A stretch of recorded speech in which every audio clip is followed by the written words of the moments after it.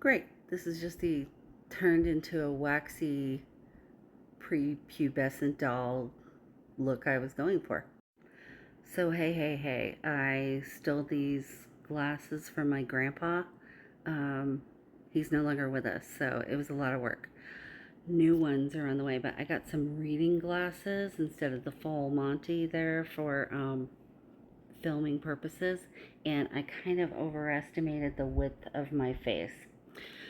So, at any rate, as you can see above me there, the Schumann resonance, in the last 24 hours, we had three very significant blasts or activations. We had a spike in the amplitude, and every time this happens, those are major timeline shifts.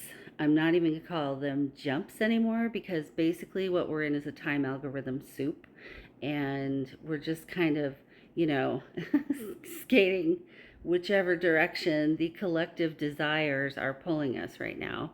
On individual levels, we're breaking loose of that. But this isn't the first time this has happened, and it's been happening consistently for about the last month ish. So before that really exciting trip yesterday, we had a period of quiet while the sun was launching those really big flares on Wednesday. We kind of got a triple shot, and then interestingly enough, as soon as the Schumann gets busy, then the sun calms down. That seems to be the general pattern. Just as an example, you can see up there I've pointed out a couple smaller jumps. We had three in about the same 12-ish hour period. So zooming in a little more on our most recent fun, I woke up in between those two last night, and I was really hungry, like I was on my lunch break or something. I'll explain that in a minute, how I feel there are a couple different teams working on this who are working on the greater collective timeline. If you're just doing your own thing, then you're just working on yours. But so I went back to sleep, and then I woke up exactly when that finished. And I will tell you what, I felt myself getting thrown back in my body and waking up, and it was, one of those feelings back in our partying days, everybody, where you aren't sure how you got there or where you are. so, so that was the feeling. It was that intense feeling of whoa, and it took me a little while to kind of get myself back in my body and calibrated to being on whatever this newest version of reality is that we be living. So, you can see what I'm talking about. That was a lot of major activity over the last couple of days, and it's very disorienting. It makes people have difficulty finding their words. It makes people have difficulty focusing. It makes people have difficulty maintaining their energy level. And in the meantime, thankfully, since we had that X flare on the 14th, we've had pretty minimal activity, which it's still so funny to me that high sea level flares and low M level flares is quieter, but that's what it means during the solar maximum.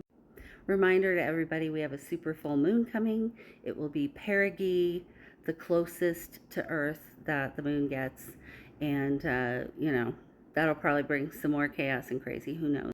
I want to quickly show this graphic for anybody who may or may not be participating in our big grid work project. Monday, I believe, was the day I launched that. Today's Friday. And one of the things we started working on was pushing the smoke plumes north and helping to dissipate them. So I have a before shot at my YouTube channel, and you can also go check out the video about the grid work project. We are working on the smoke plumes, and the other thing we're doing is working on cooling the surface temperatures of the Atlantic, the Caribbean Sea, and the Gulf of Mexico, because that is Hurricane Alley, and if you cool the ocean, you starve them of food. So the grid work project is something that's fun, and the easiest way to keep up with that is to join the Patreon, because that's where I post most of my stuff. The Patreon is free. This isn't a way to get money out of you. At any rate, this double rainbow is really cool. It was out at the airport here locally. So what do I mean by two different teams, right? Working on the time algorithm. You are either on the team that, for some strange reason, when you've always been wide awake during the Schumann blast, is now knocked out Pretty much no matter what time of day they happen. I kind of feel another one coming, and that's not just because I want a nap. So that team, you're leaving your body and you're going to, I don't know, headquarters or going to work with your team wherever you meet or however you envision that. For me, it's sort of like a, I don't know, like we're being called to the office and getting our assignments, and everybody goes out and does what they need to do. And when I have experienced timeline maintenance on the timeline algorithm, it is sort of taking the akasha that is time and unbraiding it, taking out the pieces that don't belong there, and braiding it back together again. I'm sure there are all sorts of experiences out there that different people have with this, but just know if you're sleeping through it, you're probably working on the bigger collective timeline.